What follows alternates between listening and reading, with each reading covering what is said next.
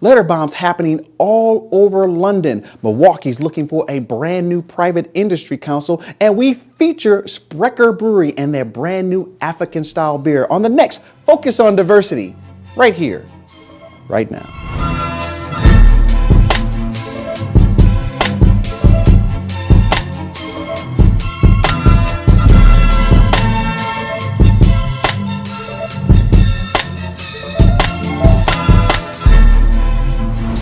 Focus on Diversity with Troy Shaw. Welcome to the program. I'm your host, Troy Shaw. Welcome to Focus on Diversity. Let's get right into introducing our guests. We have local businessman Christopher Carter. He's the president and CEO of CCI. We also have columnist with the Milwaukee Journal Sentinel, Eugene Kane, and also the editor of the Milwaukee Spanish Journal, Robert Miranda. Thank you guys for being on the program here today. Let's go directly in our very first topic here.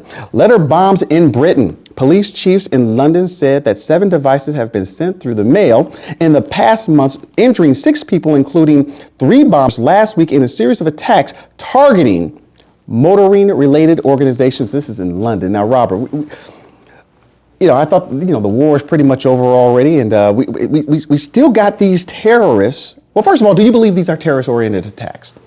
Well, it's hard to say. In my opinion, I think that it could be someone who has a grudge against the Department of Transportation in England, who feels they were unjustly treated or probably had their license revoked and wants to engage in some revenge. 7 bombs, though? We're talking about a consistent attack here. You got some people out there who just don't have all their marbles and lined up in the right place. And it's just, it's right now it's just too early to tell if this is an organized, orchestrated terrorist network engaged in destroying Britain's transportation infrastructure. Now, here's an interesting thing, because every single time there's an attack, Eugene, we have the spinsters out there trying to sit back and say that this is repercussions because of President Bush. This looks like this is more internal to London than it is some kind of like global terrorist attack. What do you think? Well, I have to agree with Robert. I mean, without much more information, you can't just speculate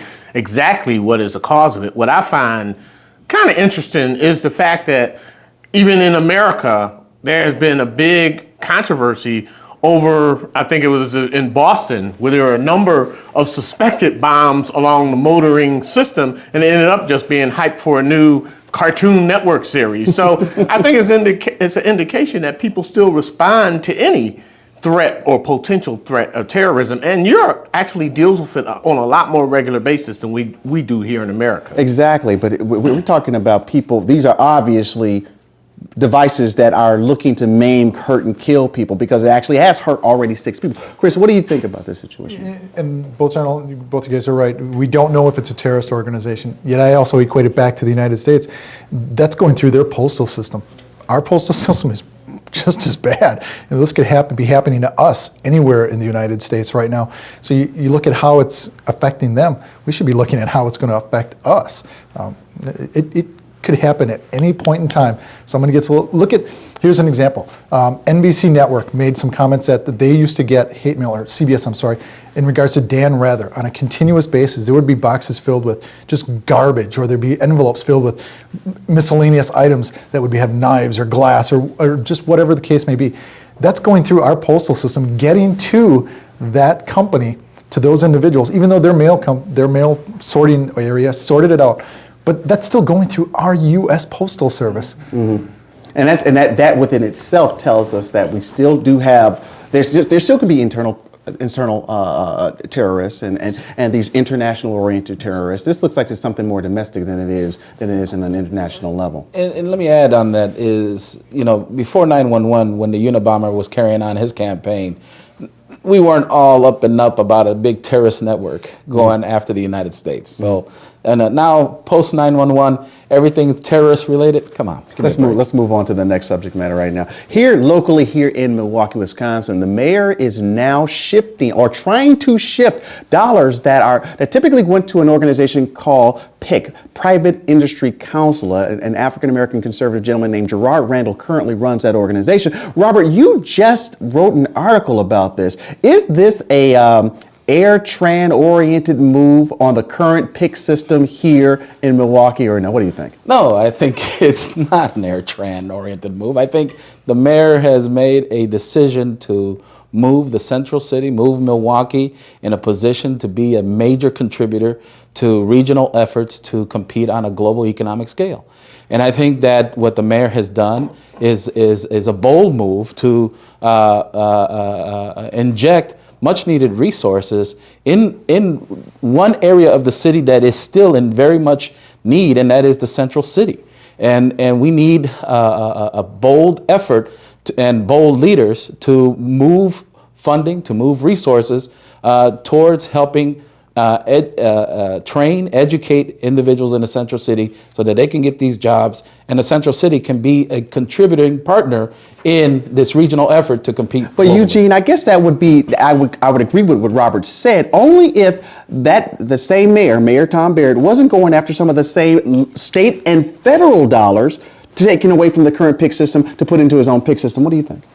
Well, it seems to me this is the part of the announcement of the mayor's budget is responding to the plight of central cities and the city, which he is the mayor of. I think he clearly sees PIC as being a clearinghouse for a lot of money, federal, state, local money, that perhaps his plan is to divert it, focus it probably is a better word, focus it more on the areas that need attention.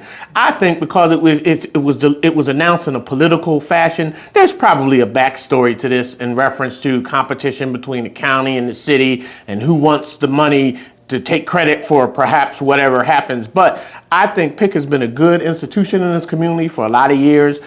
But I do think the fact is that there's still a lot of need here. So you can't ever say what PIC has been doing has been solving the problems. So if there's ever any suggestion that could refocus that money or divert it to areas where it can do more good, I guess I'd have to be in favor of that. Now, so some people have tried to tantamount this thing to a political jack move, Chris, a political jack move of shifting power from what was typically a conservative-oriented gentleman running the organization now to a more liberal-standing individual. What do you think? You know, I think it was announced wrong. Eugene was right. We needed more assistance in the central city. We need to be able to train and educate people. We need to be able to give them more. And right now, the current system is not necessarily doing that to the manner it should. Competition is good.